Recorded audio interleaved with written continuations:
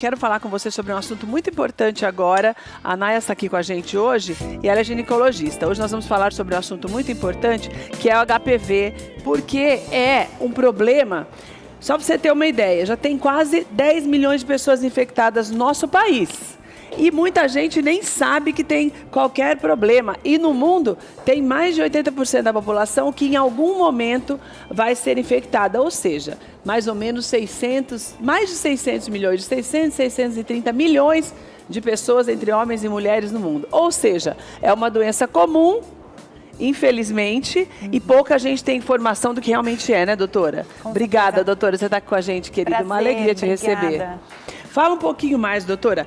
HPV é uma doença que a pessoa só pega quando tem relação sexual? Não, essa é a pergunta top 5 das pacientes quando elas vão no consultório. Porque, em geral, quando a paciente tem o diagnóstico, ela procura quem foi o causador, né? Da onde veio. Não necessariamente. Claro que é mais fácil a contaminação na relação sexual, porque você tem um atrito maior, uma exposição maior. Mas você também pode ser contaminada só pelo contato. Por exemplo, uma mãe que tem a HPV, ela já tem HPV, tem um bebê. Na hora que ela vai trocar a fralda do bebê, se ela não higienizar muito bem as mãos dela após ir ao toalete, ela pode contaminar o bebê que fica de fralda, então fica sempre com aquela genitália abafada, cheia de microfissuras e, enfim, tem uma imunidade um pouquinho mais reservada, né, sendo um bebê novinho, ela pode contaminá-lo na troca de fraldas. Então, existem casos descritos na literatura de bebês que têm HPV e, obviamente, são bebês, nunca tiveram relação sexual. Ou seja, a higiene é uma das coisas mais importantes para evitar a contaminação. Exato. Tá. A higiene é importante, tanto a higiene das mãos, quanto o cuidado com o contato de roupas usadas por outras pessoas, de toalhas usadas. O vírus não vive muito tempo fora de uma célula. Então, se você pegar uma roupa no armário que ficou guardada, claro que você não vai ter nenhum risco de contaminação. Mas se uma pessoa provou uma roupa e você experimenta ela na sequência, com o sistema imune comprometido, com as microfissuras presentes, então com essa junção de fatores, você sim pode contrair o vírus. Doutora, é verdade que essas doenças também podem ser transmitidas, por exemplo, no uso de assento sanitário, assento público, ou mesmo, sabe que eu conheço uma pessoa, mas isso eu já acho que é meio loucura mesmo, mas vamos... A pessoa falava assim, olha, você tem que tomar... Quando você for apertar a descarga de um banheiro público, o melhor é colocar um papel higiênico na mão, porque se a pessoa saiu do banheiro, se limpou, apertou aquele lugar ali, você põe por cima e ela tem uma doença, isso pode transmitir. É uma neurose muito grande ou a gente tem que tomar cuidado também para usar um assento público? A gente tem que tomar cuidado, mas por motivos diferentes. O HPV é um vírus. O vírus precisa de uma célula para viver, então ele só vive dentro de uma célula do nosso organismo. Quando ele fica fora da célula, ele dura muito pouquinho tempo.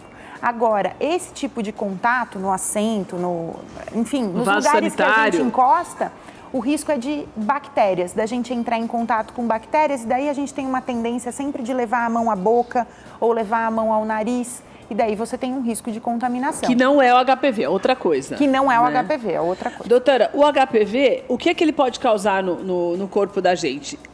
Homens e mulheres é a mesma coisa ou são situações diferentes? O HPV é um pouco injusto quando a gente fala de homens e mulheres. No organismo masculino, ele vai embora mais rápido e, em geral, ele tem manifestações menos agressivas.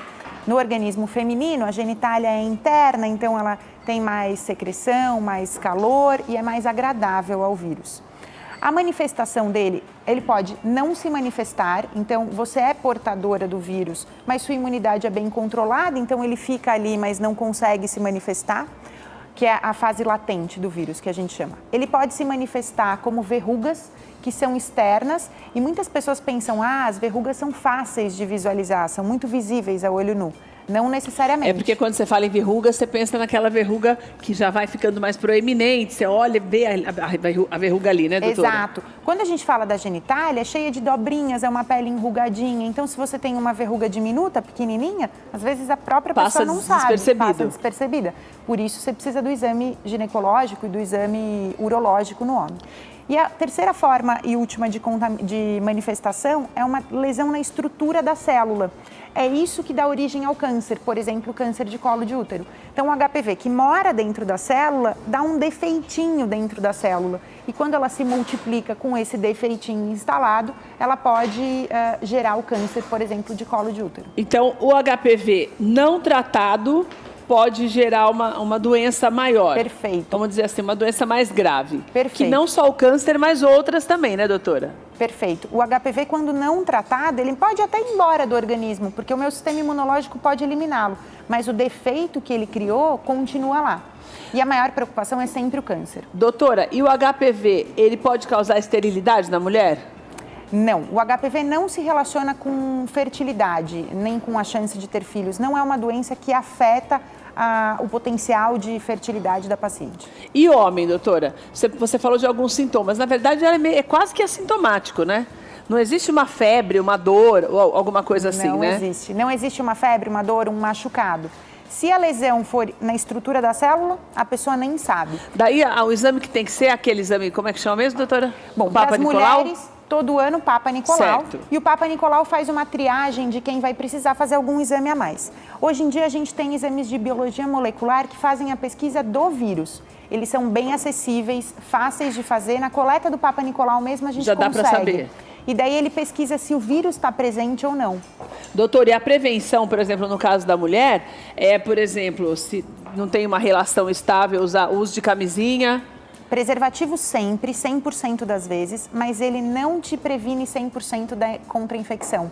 Porque como ele não cobre a genitália inteira, se o vírus estiver na raiz da coxa, na bolsa escrotal, você pode ter contato mesmo assim. Do mesmo jeito? Do mesmo jeito. No caso dos homens também é assintomático, não tem febre, nada disso? Nada disso. E também não causa esterilidade? Não causa esterilidade. Ou as verrugas ou as lesões celulares. Um ponto importante da prevenção é a vacina.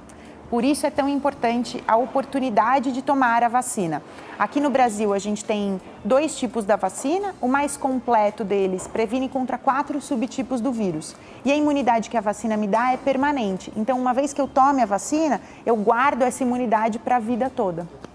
E ela tem contraindicação, doutora, essa vacina? Tem gente que não pode tomar? Nenhuma contraindicação. Efeito adverso, ela pode dar um pouquinho de dor local, né? Um pouquinho de vermelhidão no braço no momento da aplicação, mas só, não tem nenhuma contraindicação. Doutora, por que hoje, até eu acho que foi ano passado, retrasado, que a gente falou sobre isso, porque saiu uma pesquisa falando dos adolescentes, que o número de pessoas infectadas pelo HPV entre, acho que se não me engano, 12 e 17 anos, tinha aumentado muito. Por quê que isso tem acontecido? Existe uma explicação mais... Na verdade, a gente tem um contato amoroso, sexual, que acaba sendo precoce, e daí a exposição é precoce. Por isso, o movimento da campanha de vacinação que tem no sistema público de saúde, inclusive, para vacinar as meninas e meninos na infância, ali no comecinho da adolescência. Porque se eles entrarem... Mais ou menos 11, 12 anos. Perfeito. Certo. A partir dos 9, a gente já pode pensar na vacinação. Porque se eles entrarem em contato com o vírus depois da vacina tomada, eles têm a imunidade já e conseguem eliminar grande parte dos vírus de HPV. Não todos, porque a vacina que a gente tem disponível não é para todos os subtipos de vírus, mas é para os mais frequentes, para os que causam 80% do câncer de colo de útero e 60% dos casos de verrugas. Então a gente consegue cobrir bem. Olha, uma coisa importante que a doutora já explicou para a gente. Você, independente da tua idade, você pode se vacinar e vamos dizer assim, a imunidade depois dessa vacinação, dessa vacina é eterna. Exato. Agora, existe, por exemplo, a criança, o adolescente, para todos, tanto para homens quanto para mulheres. Para os adolescentes também. Agora, em algum caso, a pessoa pode tomar essa vacina e mesmo assim ser contaminada porque já tinha alguma coisinha antes, porque a vacina é prevenção, não é curativa, né, doutora? Não é um tratamento. Perfeito. Então, se a pessoa toma a vacina e já tinha algum problema... Não tem problema a pessoa tomar a vacina tendo tido contato com o vírus ou tendo o vírus. Mas eu brinco com as pacientes que HPV é igual Minion, sabe do desenho animado? Sei. Tem dezenas de subtipos de HPV. Na vacina a gente só tem 4.